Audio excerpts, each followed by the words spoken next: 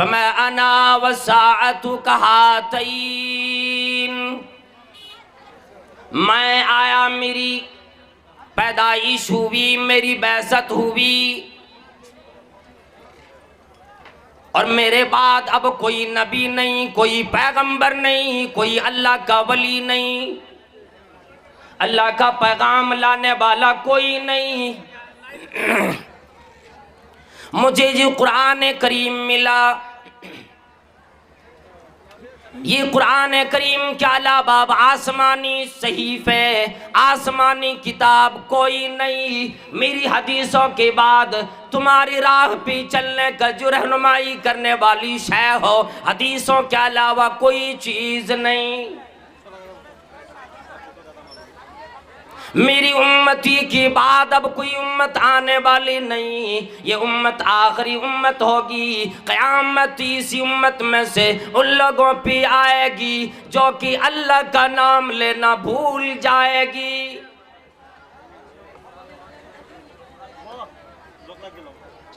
अल्लाह रब्बुल आलमीन ने फरमाया, ओ लोगो, और मेरे पैगंबर लोगों में ऐलान करो, दुनिया वालों से बतलाओ, कुल ला यालमुल गैब, दुनिया वालों में ऐलान करो, गायब कोई भी नहीं जानता, चाहे वो नबी हो, चाहे वो पैगंबर हो, चाहे वो अल्लाह रब्बुल आलमीन का वली हो। अल्लाह तबारक व तआला ने फरमाया कि ओ लोगो सुनो, फला युज़हिरु अला गैबिही अहदा, अल्लाह रब्बुल आलमीन गायब को अपने पास रखा है, किसी को इन चीज़ों पर, गायब की बातों पर, गायब के इल्म पर किसी को भी अल्लाह इल्म नहीं देता।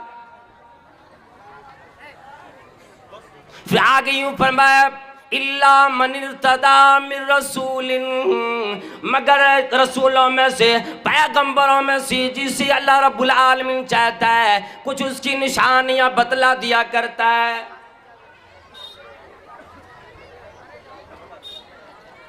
यानी हमारे आपके नबी की पैदाइश, आपके नबी का आ जाना, हमारे नबी का आ जाना, ये क़यामत की एक निशानी है।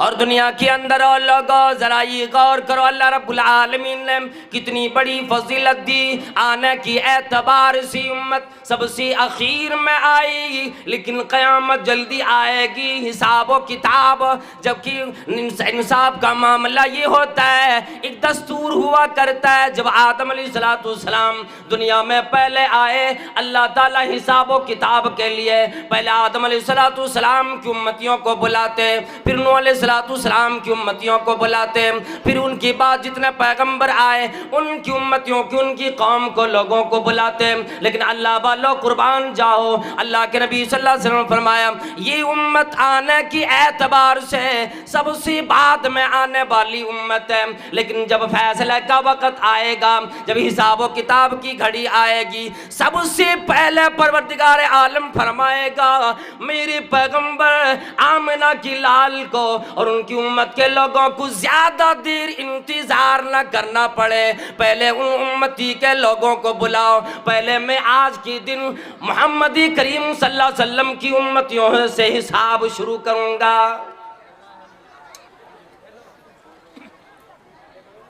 एक मरतबा हजरत जिब्राईल अलैहिस्सलाम आप सल्लल्लाहु अलैहि वसल्लम के पास तशरीफ ले आए। मुस्लिम शरीफ की रिवायत है, अल्लाह के नबी सल्लल्लाहु अलैहि वसल्लम से के सामने आकर बैठ गए और आकर सवाल फरमाने लगे।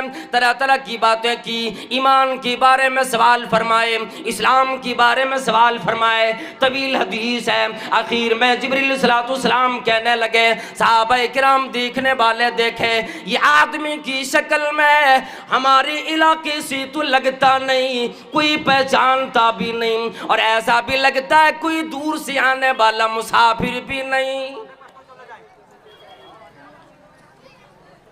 निहायत सांसों पर सांस लगने वाला आदमी नबी करीम सल्लल्लाहु अलैहि वसल्लम की सामने आके बैठ गए और सवाल करने लगे। फिर सवाल करने के बाद जब आप सल्लल्लाहु अलैहि वसल्लम जवाब देते थे, जवाब के लिए फिर वो कहते सदकता, आपने अच्छी बात की, आपने सच बात बतलाई, आपने बड़ी अच्छी बात की, आप सवाब तक पहुँचे। सहाबाए किराम फरमाते हैं हज़रत उमर फारूक रज़ियल्लाहु ताला अन्हु के समेत हम सारे सहाबाए किराम परेशान हुए। फाजिबना लहू, बड़ा ताज्जुब होने लगा ये आने वाला आदमी कौन है। हमारे पैगंबर को सवाल भी करता है, तस्दीक भी किया जाता है। आखिर में एक सवाल फरमाया, अल्लाह वाला सुनो, अखबिरनी अनसा, ऐ महबूबी किबरिया हमें ये बतला दो कि क़यामत कब आएगी, क़यामत की ताल्लुक से हमें बतला दो। अल्लाह के नबी सल्लल्लाहु अलैहि वसल्लम फरमाने लगे, मल मसऊल अन्हा बिआलम मिनस्साइल। चूंकि नबी करीम सल्लल्लाहु अलैहि वसल्लम को पता था जिब्रील है, फरमाने लगे सवाल करने वाले से ज्यादा ये नहीं जानता, जितना तू जान रहा है उतना मैं भी जान रहा हूं। और बड़ी उनसियत के साथ बात की जा रहे हैं। सहाबाए किराम ताज्जुब में, सहाबाए किराम हैरान हैं। नबी करीम सल्लल्लाहु अलैहि वसल्लम ने फरमाया कि मुझे क़यामत के आने की खबर ना दी गई, ये कब आएगी किसी को पता नहीं, लेकिन क़यामत अचानक आएगी। उससे पहले निशानी आएगी। जिब्राईल अलैहिस्सलाम फरमाने लगे, अखबिरनी अन अमारातिहा, ओ पैगंबर ओ आमना के लाल और महबूबे किबरिया हमें ये बतला दो क़यामत की निशानी क्या बनेगी, क़यामत के आने से पहले कैसी चीज़ें होंगी, क़यामत के आने से पहले कौन कौन सी निशानियाँ आएगी। अल्लाह के नबी सल्लल्लाहु अलैहि वसल्लम ने फरमाया, क्या मुझसे सवाल करने वाले सुन लो, अन तलिदल अमतु रब्बतहा, पहली निशानी आप सल्लल्लाहु अलैहि वसल्लम ने इस हदीस के अंदर ही बतलाई, अन तलिदल अमतु रब्बतहा, नौकरानी अपनी मलिका को जन्म देगी। मुराद ये है कि आखिरी जमाने में क़यामत के करीब करीब बेटियां अपने माओ की बातें नहीं मानेंगी, बहुएं अपने सास की बात नहीं मानेंगी। उलमा किराम ने और तशरीहात किए, एक लंबी तशरीह भी इस में की, लेकिन यहाँ पर ये बात है कि आखिरी ज़माने में जब माँ बड़ी हो जाएगी, बेटियाँ बहुएं बात मानने से इनकार करेगी, हुकूमत बहू करेगी सास पे।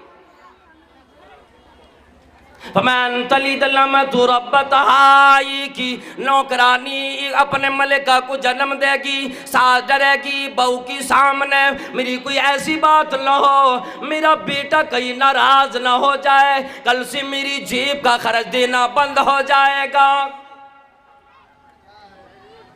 ये डर लगेगा, ये खौफ आएगा, माँ डरेगी। अल्लाह बोलो, अल्लाह बोलियो, जरा गौर करो, आज का ऐसा मामला हमारे साथ नहीं आ रहा, माहौल में ऐसा मामूल क्या नहीं बना हुआ है। आजकल सास डरती है ज्यादा अपने बहुओं से, माँ डरती हैं बेटियों से।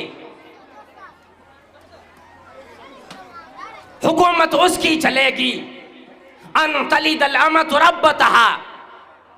और आगे एक निशानी बयान फरमाई कि वन तरल हुफातल उरातल आलत रिआशा, और आप लोगों को देखोगे जमाने में एक दिन ऐसा था, एक जमाना ऐसा था, ये भीख हमारे दरवाजे पे मांगने के लिए आया करते थे, पैरों में चप्पल नसीब नहीं होती, बदन में कपड़ा नसीब नहीं होता, बड़ा गुर्बत में इनका वक़्त कटता था, जंगलों में बयाबानों में जाके ये अपने जंगली जानवरों को खा के वक्त गुजारा करता था। इनको कपड़े का स्टाइल नहीं मालूम, इनको पहनने का तरीका नहीं मालूम, बड़ी गरीबी में, मुफलिसी में, परेशानियों में ये वक्त गुजारा करते थे। तरल हुफातल उरातल आलतल आशा, उन लोगों को देखोगे जो लोगों की मजदूरियां किया करता था, लोगों की बकरियां मजदूरियों पे चराया करता था। वो लोग आखिरी जमाने में बड़े बन जाएंगे। यततावलून फिल बुनियान,